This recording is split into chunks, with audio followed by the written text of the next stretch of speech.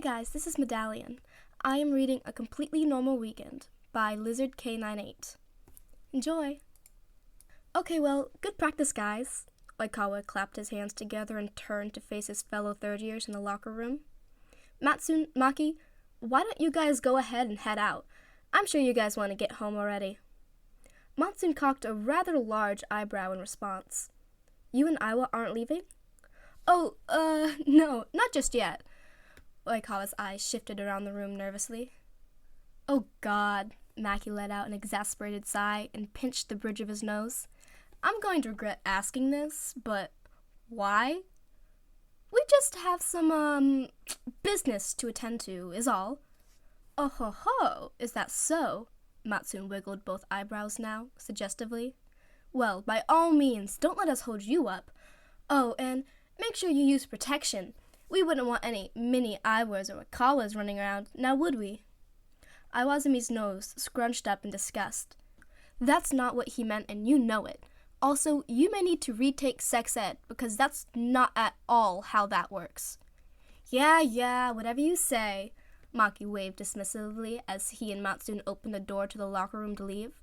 Just make sure you clean up afterward, he called behind himself on the way out. I don't want to have to deal with it come Monday. Guys, Matsune snickered as he slung his arm around the strawberry blonde's shoulder. Come Monday. I get it. Good one. And with that, they were gone, door closing loudly behind them. Oikawa turned his head slowly, nervously, to the right, knowing exactly the look that Iwazumi was currently giving him. Let's just say that, if looks could kill, he would be long dead. Now, Iwa-chan, I know that I probably could have handled that a bit better, but you've got to admit that. No, Iwazumi interrupted. I'm not admitting anything other than the fact that I hate you. Iwa-chan, Oikawa whined, pouting. You don't hate me. You love me. Unfortunately, Iwazumi rolled his eyes. A muffled voice that sounded vaguely like Kendaichi's called out from inside one of the lockers. I don't mean to ruin the moment, but can we come out now? What the actual hell was that? Iwazumi exclaimed as he looked around the room frantically, seeing no one other than the two of them. Oikawa, who? Yeah, you guys can come out now. Oikawa yawned, clearly not fazed at all. Suddenly, 5 other bodies belonging to their teammates were emerging from the lockers and slinking out from under benches. What the? How the? Why are you guys still here? Why were you in the lockers? That's creepy as hell, Iwazumi stammered. Oh my god, Kunimi, were you under the bench I was sitting on this whole time? Yeah, Kunimi shrugged. Why? Iwazumi pleaded. This was not how after practice normally went. Captain wanted me to get in a locker like the rest of them, but I didn't know how long we would be standing in there, so I wanted to lay down. Hence the bench. You! Iwazumi pointed a finger at his boyfriend accusingly. You better tell me right now what is going on, or I'm going to shove my foot so far up your ass you're going to see. Okay. Oikawa threw his hands up in surrender. I'll tell you if you calm down a bit. Iwazumi lowered his fists, and Oikawa breathed a sigh of relief as his face lit up. They're all here for a team meeting. Iwazumi blinked a few times before turning to address the rest of the team. If he's bribing you or blackmailing you or something, you can tell me, you know. Trust me, none of us want to be here, Yahaba sighed, placing a hand on his hip.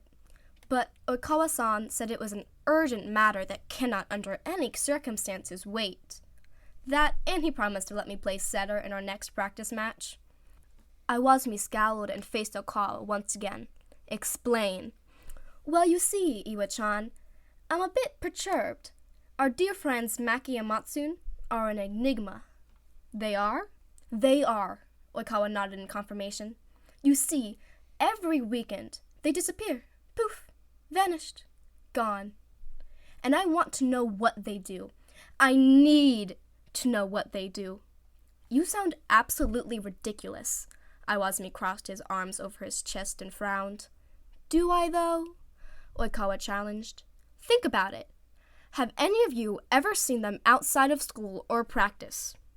He waited a moment, and when nobody answered, he smirked. Exactly. Why don't you just ask one of them? Watari offered. Oh, Watari. Oikawa patted the second year's head. I wish it was that easy. I asked them before and all they did was laugh and walk away. Then just break into one of their houses or something, Kiyotani mumbled, shrugging. That's a felony, idiot, Yahaba spat. But before Kiyotani had a chance to rebuke, Oikawa interrupted. I tried that too. Iwazumi's eyes widened in horror. You what?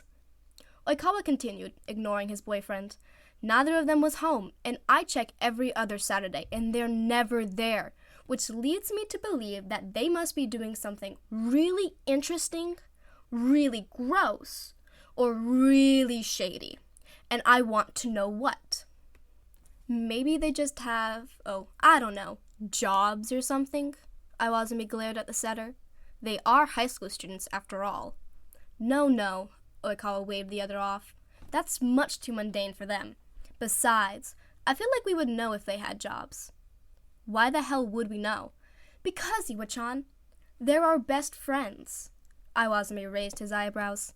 You do know they both hate you most of the time, right?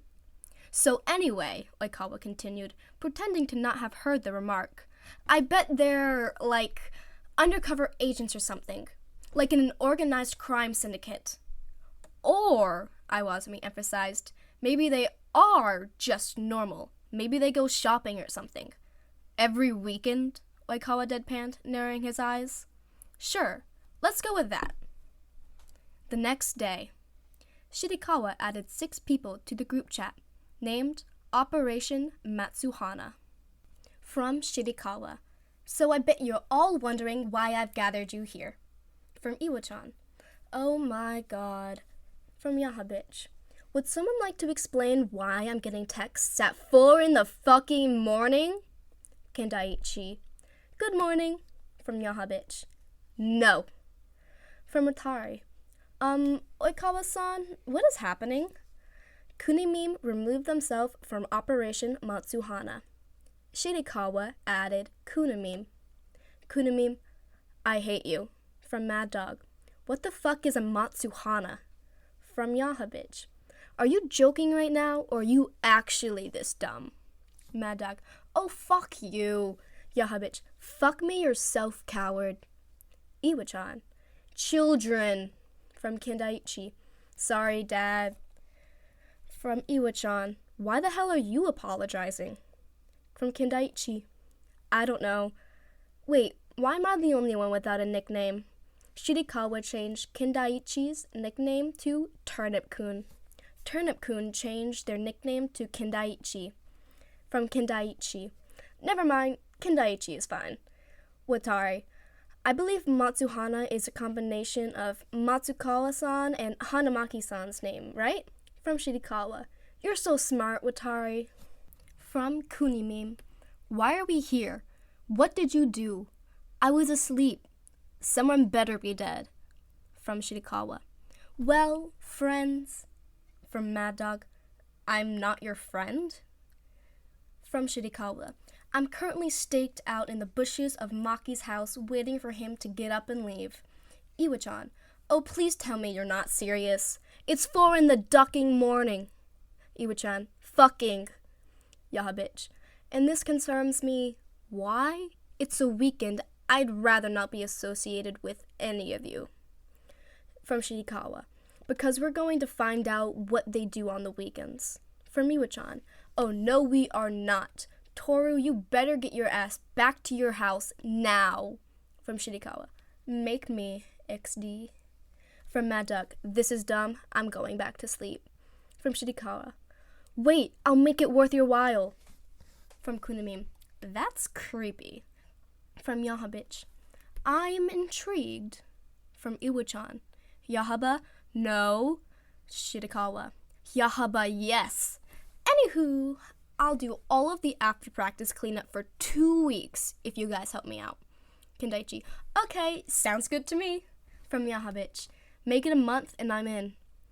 From Mad Dog. You're an asshole. From Yahabitch. Oh, don't act like you're any better than me. From Shirikawa. Fine. For the next month, I'll take care of cleanup. Now, do we have a deal? From Kendaichi. Yeah. From Iwa-chan, you are so lucky I love you. From Kunami, no.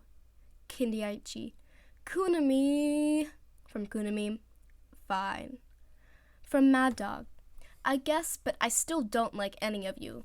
From Yahabitch, only because it benefits me. From Shirikawa, great, okay, here's the plan. Wait, where did Watari go? In real life. Oikawa, what the ever-loving fuck are you doing?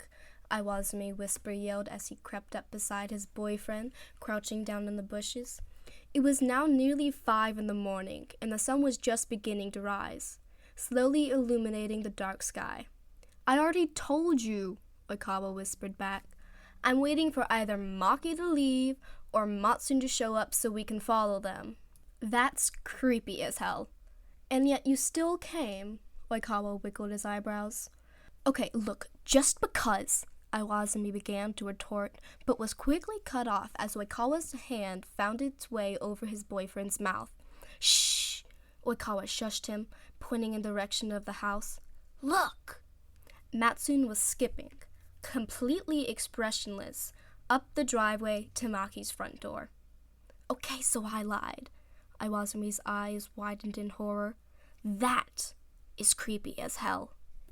They watched as Matsune knocked on the door and waited a few moments before it swung open, revealing one Hanamaki Takahiro standing there in a green bathrobe, bunny slippers, and a charcoal face mask steadily drying on his nose and chin. Oh my god, he's using the skincare I got him, Oikawa whisper-shouted just a bit too loud, and Iwazumi grabbed his hair, pulling him back down into the bushes with a yelp. Ouch! Iwa-chan, that hurt. Shut up! Iwazumi snapped, shushing the other. They're going to hear you and find us, and I am not explaining this. I will run and leave your ass here without a second thought. Oikawa pouted and returned his attention to the pair that they were stalking. Rather than hug or fist bump or do anything even remotely normal, Maki and Matsune shook hands before the former returned to his house and the latter sat down on the porch. Iwazumi and Oikawa were at a loss for words and didn't realize that they'd been frozen in place until Maki emerged from his house once again, now clothed and clean-faced, and they took off down the street, arms linked together. From Shirikawa, targets are on the move. Iwa-chan and I are following them now.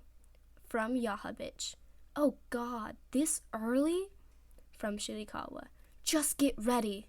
See, I told you they weren't going to be doing anything weird. Iwazumi folded his arms as he and Oikawa sat down at a table on the opposite side of the coffee shop from their fellow third years. Just give it some time.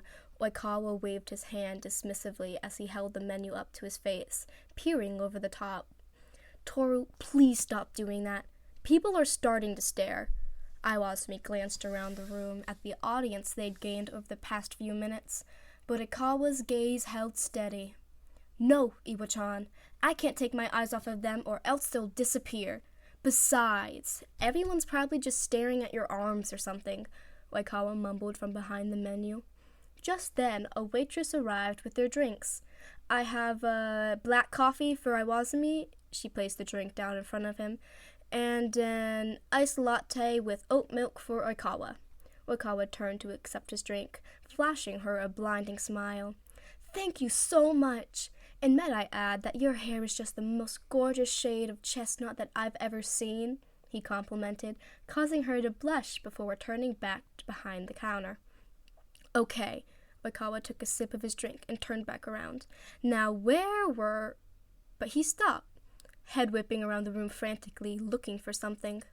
What's wrong? Iwazumi groaned as he breathed deeply, taking the first little sip out of his mug, a look of finally caffeinated bliss spreading on his face. They're gone. That's not possible, Oikawa. I swear, Iwa-chan, they're not here. I thought you were watching them. Iwazumi raised his voice, setting his drink down rather forcefully, causing a small amount to escape onto the table. I was, but then I wasn't, and then I was again, but they were gone. Oikawa blurted, placing his head in his hands. This can't be happening. Just then, Iwazumi jolted out of his chair and grabbed his boyfriend by the sleeve of his shirt, yanking him up as well. Iwa-chan, what are you— I see them! Iwazumi left more than enough money to cover the tab on the table and quickly walked toward the exit. They're getting away! He yanked Oikawa harder. Walk faster, damn it! Where— Iwazumi paused, looking around and taking his surroundings. At the supermarket? This is totally normal, right? Oikawa stared at the other, face expressionless. They're two high school guys going grocery shopping together on a Saturday at 6:30 in the morning. What part of that is normal? Iwazumi faltered. I don't know, okay? But there has to be some explanation. It's not like they live together or anything. Maybe they're throwing a party. Oikawa cocked an eyebrow. How do we know they don't, though? I think we would know if they lived together, Oikawa. Iwazumi frowned, crossing his arms in front of his chest. Well, Hajime, if what you said previously is correct, then they may not actually tell us important things like that. Hence, we do not know for sure that they don't. Oikawa rubbed his chin in thought, face lighting up. You know who probably would, though? From Shirikawa. Kunimi, do Maki and Matsune live together? Kunimi, what? From Iwa-chan. Just answer the question, Kunimi. From Kunimi. Oh god, okay, not as far as I know. Why? From Shirikawa. No reason, thanks. From Kindaichi. Kunimi, what time do you want me to come over? From Kunimi. I'm going back to sleep. It's still too early for this shit. I'm sure there's a totally normal explanation for this, Iwazumi explained, trying to convince himself just as much as his boyfriend, as they trailed Maki and Matsune down the street, having just left the supermarket.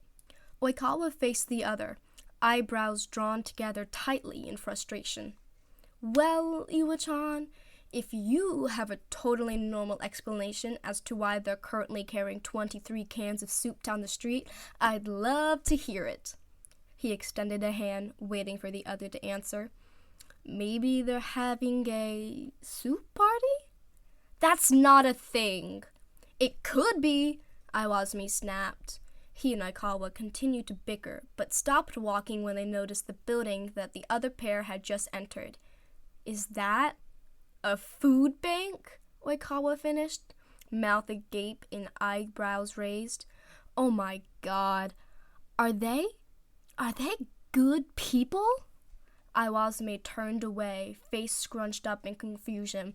No, that can't be right? Are they better people than we are? As if on cue, Maki and Matsune walked out of the building with an older woman who seemed to be thanking them, content smiles on their face. She gave them each a hug before they took off down the street once again and turned a corner. Oikawa and Iwazumi, however, did not move. This isn't fun anymore, Oikawa frowned. But maybe if we keep following them? No, Iwazumi interrupted sternly, grabbing Oikawa's hand and yanking him in the opposite direction. We're going home. But I said no. They're Yahaba and Kiyotani's problem now. Fine, Oikawa conceded, hanging his head in defeat. Iwa-chan, you don't actually think they could be better people than we are, right? We're not discussing this. Not now, not ever. Nobody needs to know. Now come on. From Iwa-chan. Kiyotani, Yahaba, they're all yours now. From Yahabich. Already? From Iwa-chan. I'm sending you the location of the direction they headed. Good luck. From Mad Dog. What did they even do so early this morning? From Iwa-chan. Nothing. From Shirikawa. Coffee. From Iwa-chan. Just coffee. From Yahabich. Are you sure that was it? It's been like 3 hours. From Shirikawa. Are you questioning your upperclassmen? From Yahabich. Meh face.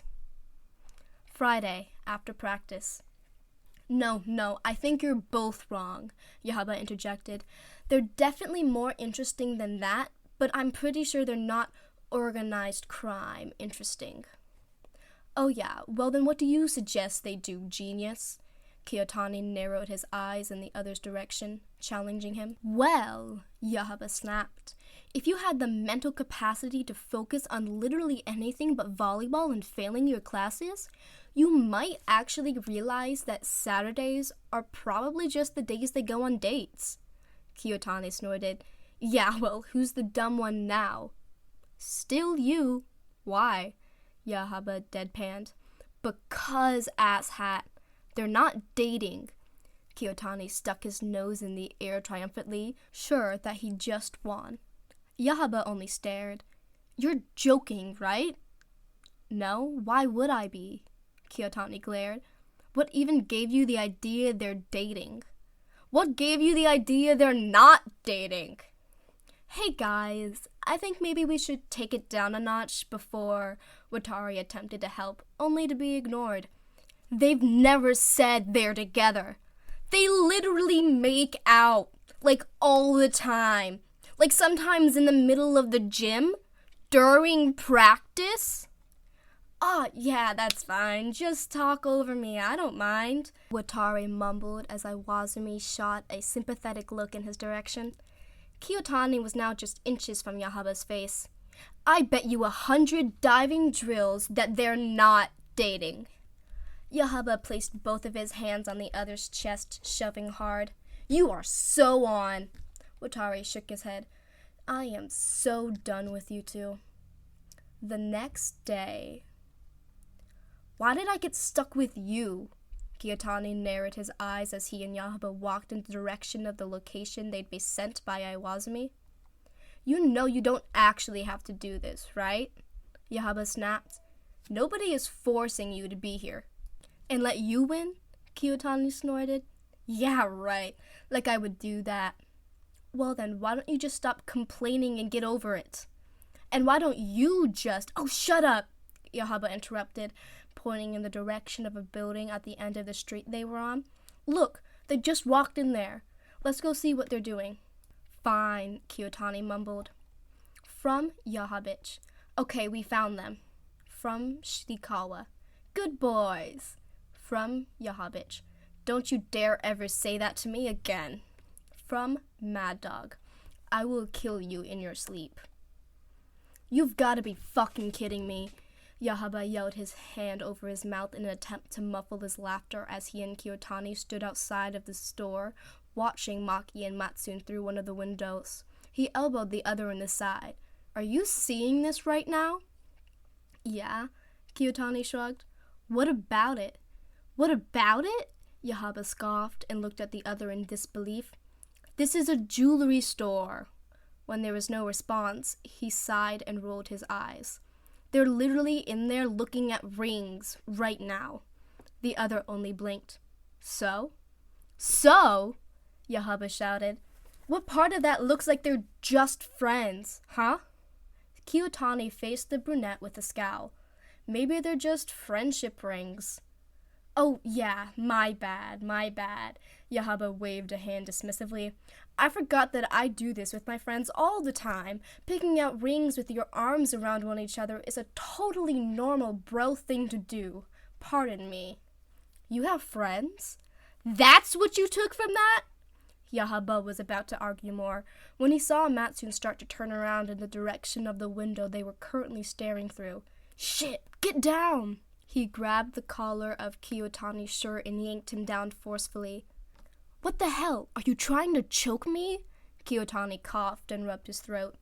Oh, you'll be fine. Besides, we almost got caught, and I am not explaining why we're following them. I'll die before I do that. Well, Kiyotani declared, much too nonchalantly, looks like you might be dying sooner than you thought. What? They're leaving the store, dumbass. Yahaba jolted upright and looked around frantically, trying to find some place they could get to quickly hide, but landing on nothing. What he did instead was something that they would vow to never speak of again. Taking a deep breath, He pulled the hood of his sweatshirt over his head, yanked Kiyotani up, and pinned him against the wall. "What the hell do you think you're—" But Kiyotani was cut off as Yahaba's lips were pressed rather forcefully onto his own. From somewhere behind them, a voice that sounded vaguely like Hanamaki's sighed. "Ah, youth. Oh, to be young and in love," one that resembled Matsukawa's added as the footsteps grew quieter, signifying that the distance between the two pairs was widening. Yahaba pushed away and coughed, wiping at his mouth. "That was disgusting," he spat, glaring at Kiyotani. "But you, and me? Why? What?" Kiyotani sputtered, unable to process what had just happened. "Why the hell would you do that? And what do you mean that was disgusting? You kissed me!"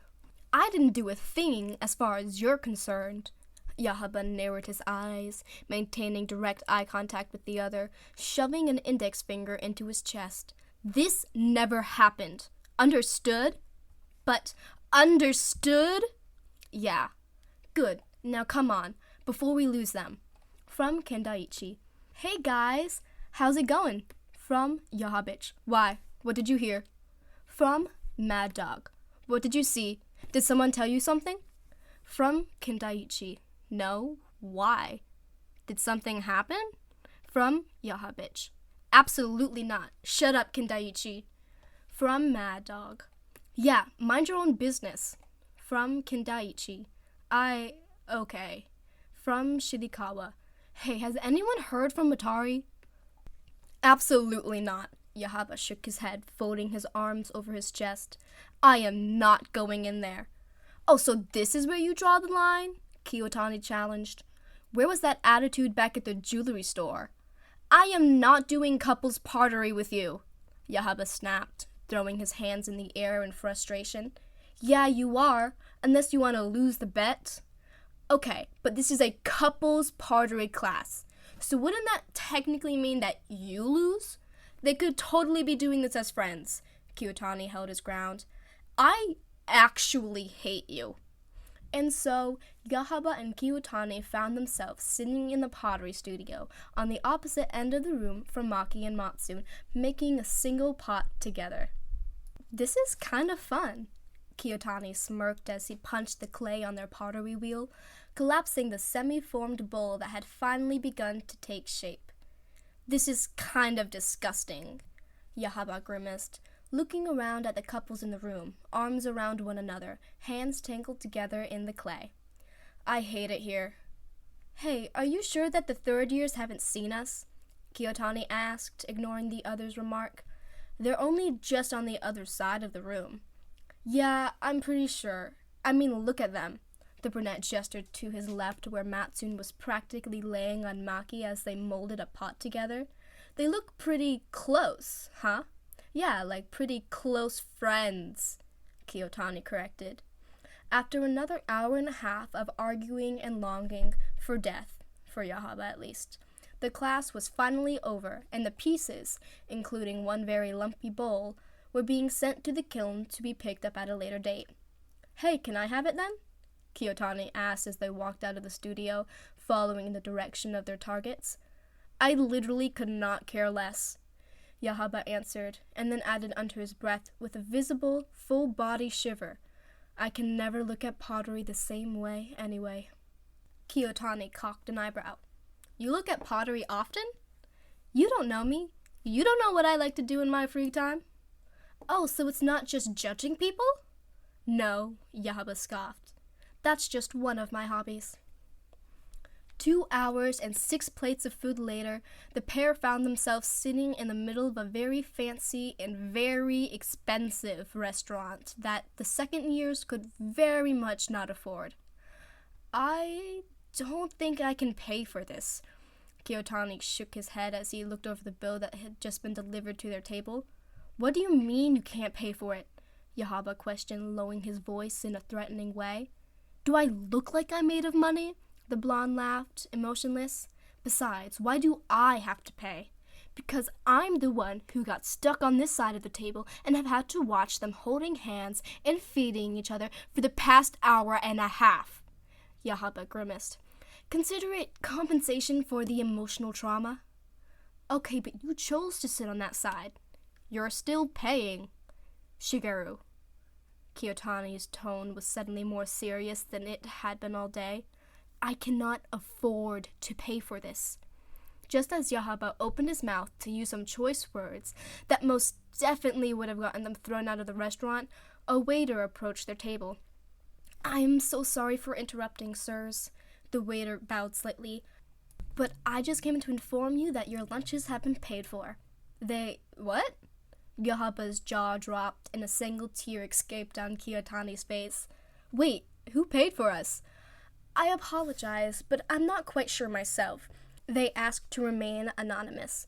The waiter bowed again. However, they did send a message that they wanted to pay for the lovely couple's entire tab and would love for you to choose a dessert to share as well. Hold on. Kiyotani quickly wiped the moisture from his cheek and narrowed his eyes at the waiter. We are not a couple. Oh, I am so sorry, sir. Please forgive. You actually think that I would ever go out with someone like him? Yahaba spat, shoving his thumb in Kiyotani's direction. Ha! Don't make me laugh. If you would like, I can... Oh, don't act like you're any better than I am. Kiyotani and Yahaba were now standing, faces just inches from each other as they continued to yell back and forth.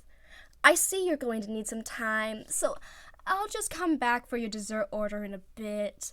The waiter chuckled nervously and quickly scurried away. Kiyotani sat down and folded his arms. Way to go, asshole. You scared him away. Yeah, well, I'm surprised he didn't take one look at you and run. Yahaba sneered, returning to his seat as well. Okay, but on a serious note, who do you think paid for our food? I wouldn't be surprised if it was the two idiots we've been following for the past 4 hours. Yeah? But how would they know we're even here? I don't know. Maybe you probably blew our cover somehow.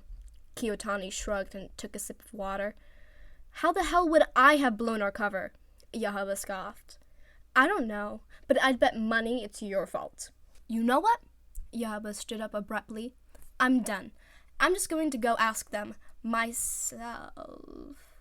What's the problem? Kiyotani asked, looking over his shoulder. Yahaba sat down and sighed in defeat. They're not here anymore.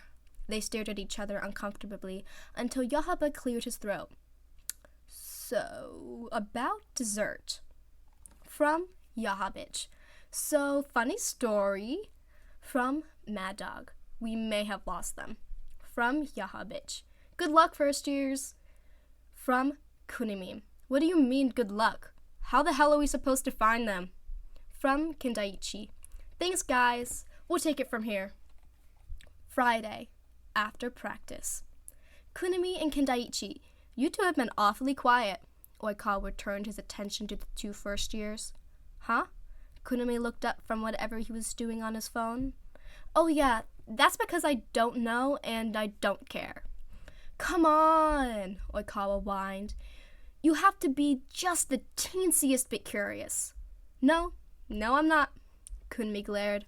Fine, Oikawa huffed, turning to face Kindaichi. So, Kindaichi, what do you think they do?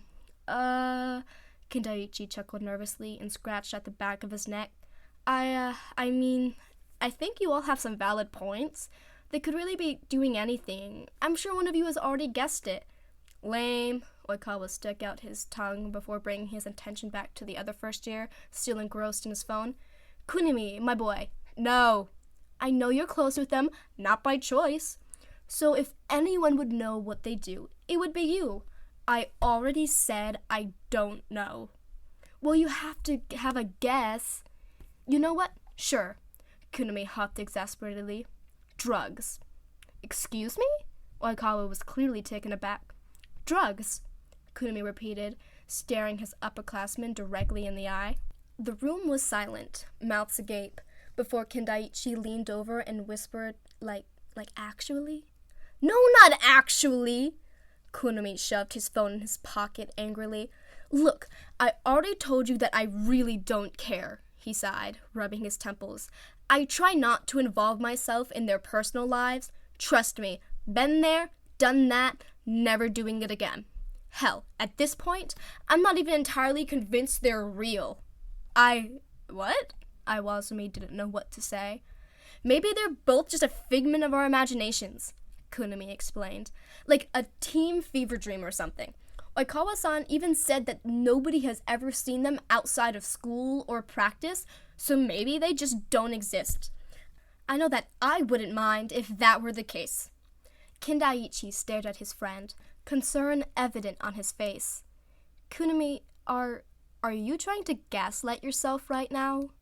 Probably, Kunami shrugged as he pulled his phone back out of his pocket and turned it on, resuming what he was doing. I honestly don't even care at this point. Oikawa rubbed his chin and thought, You know, Kunami-chan, you may just be on to something. Iwasumi glared, cutting the other off.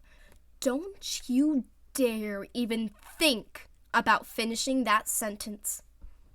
The next day. Explain to me again why I just wasted 5 hours of my day watching those two idiots play chess in the park. Kunami sighed and rubbed his temples as he and Kindaichi followed Maki and Matsune in a direction that seemed oddly familiar. Oh, come on, Kunami. It was kind of fun, Kindaichi explained.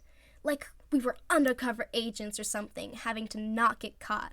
And now that it's dark out, it just adds to the effect.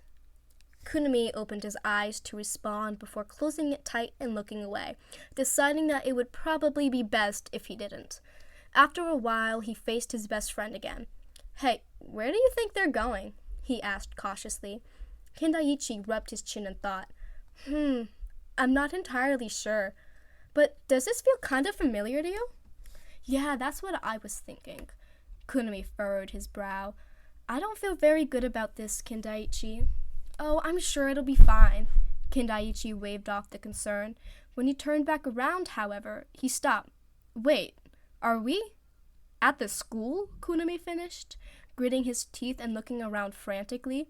Kindaichi, can we leave?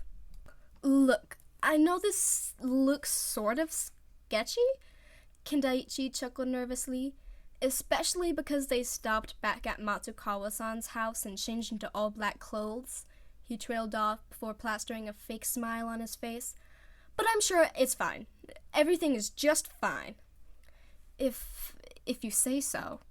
Kunami grabbed onto the back of Kindaichi's jacket, walking behind his best friend. What are you doing? Kindaichi asked tentatively. You think I'm going first?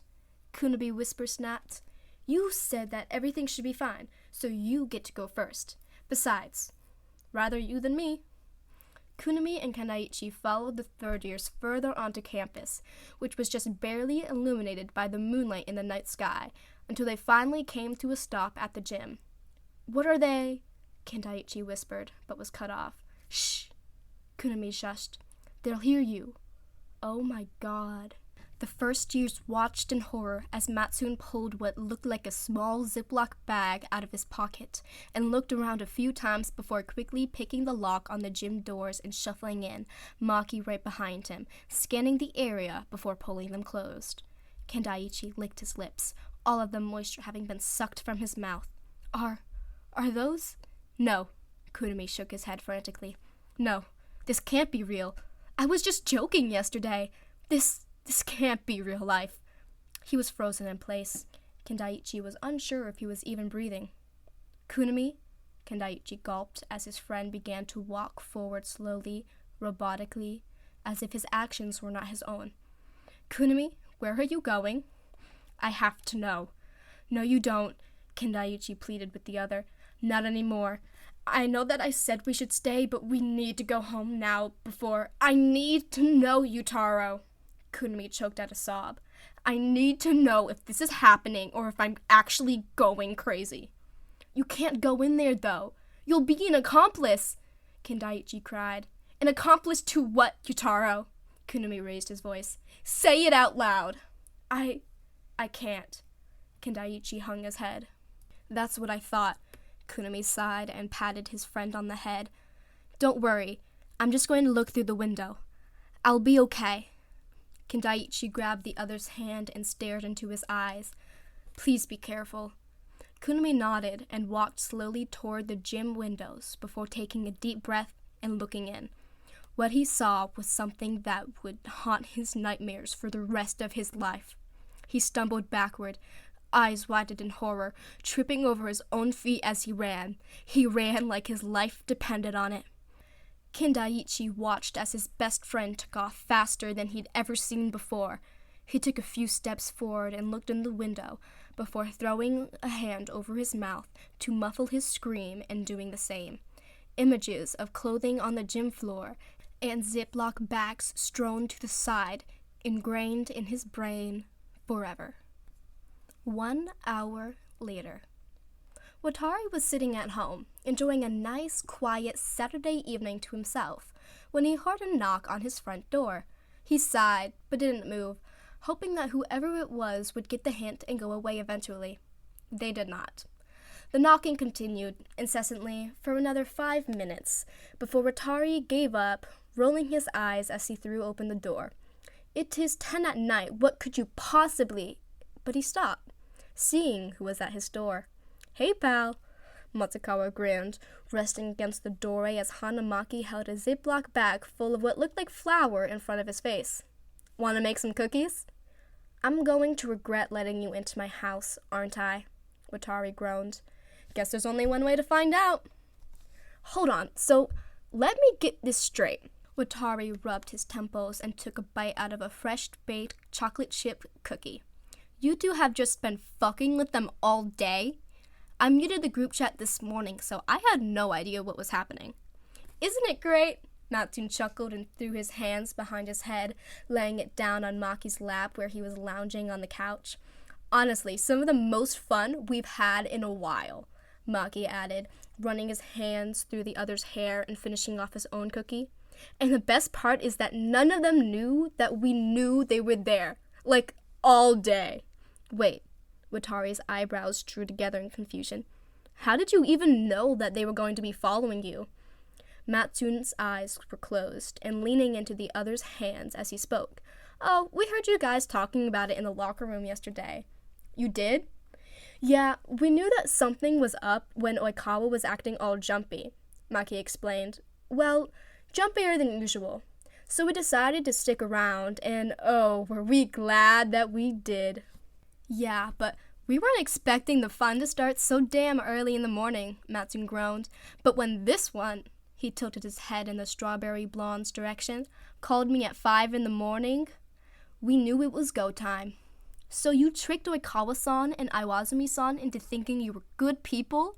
Scarred Yahaba and Kiyotani doing gross coupley things all day and literally set them up on a date, and have now probably single-handedly sent both first years to therapy?" Matsu nodded his head in confirmation as Maki spoke.